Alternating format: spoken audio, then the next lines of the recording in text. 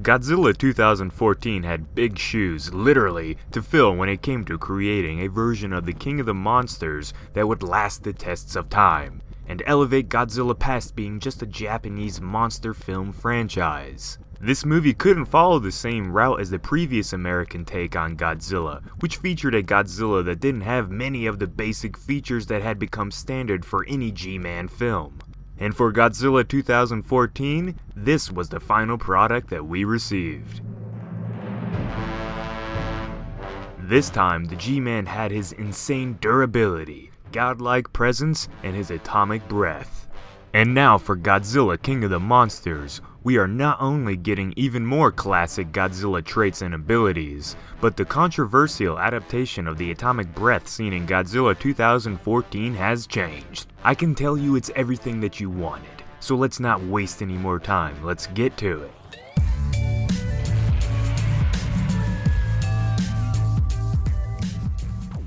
While it was awesome and truly the climax to the Godzilla 2014 film, this version of the deadly blast left a little to be desired.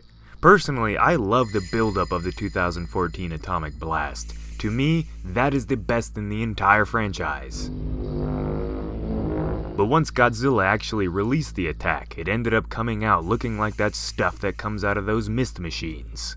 What was usually a deadly focused beam of radioactive energy turned into a gas-like wind attack that was blue. The focus of the blast was sporadic and didn't seem to have much of a range. Once the blast did hit the female Muto, the creature was clearly in pain, but it didn't have the oomph, the impact that the atomic blast normally does.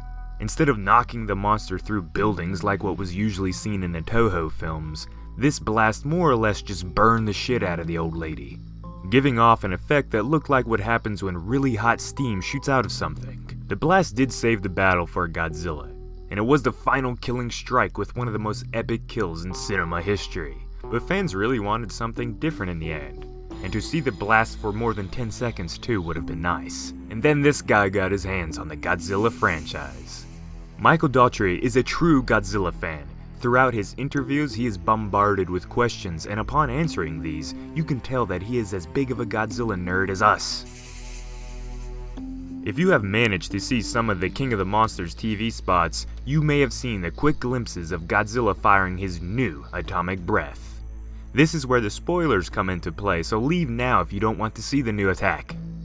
For those of you who do want to see it, feast your eyes on this. So we can already tell that this take on the atomic blast is much more accurate to the classic beam.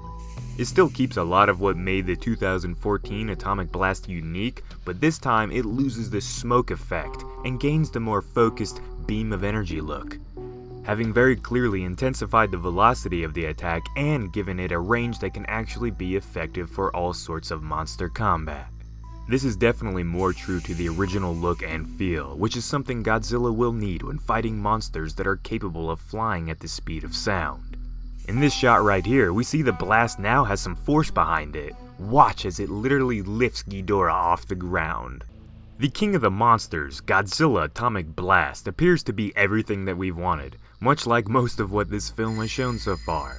It went back to the roots of Godzilla, but it also didn't ignore what the 2014 adaptation put in place. It seems like we truly will be getting the best of both worlds with the Godzilla King of the Monsters Atomic Blast. One last thing I want to point out is that it appears like Godzilla has control over how the beam works in King of the Monsters. In the Call to Arms footage that was released way back, you can see that it is different looking than the blast shown right here. It almost has more of the gas-like look of the 2014 take, but yet it still looks more solid in the middle. Possibly meaning that MonsterVerse Godzilla has gained the ability to critically think and know which type of blast to fire for his current predicament. What a badass. If you are a Godzilla and Kaiju fan, hell, if you love any sort of action movie, King of the Monsters is exactly what you need to watch come late May. I hope you liked today's video, residents, and if you want more Godzilla and Kaiju content, subscribe, hit the bell thing, and make sure to follow us on all our social media pages. You guys and gals really kick ass, and thank you so much for allowing Al and I to do this. We want to bring more content to you, but we still are working around our normal jobs at the moment, which kind of sucks, but hey, hopefully things will change and we can do this full time here soon. And on that note, I'll see you next time. This has been Jacob, and peace out, residents of Dangerville.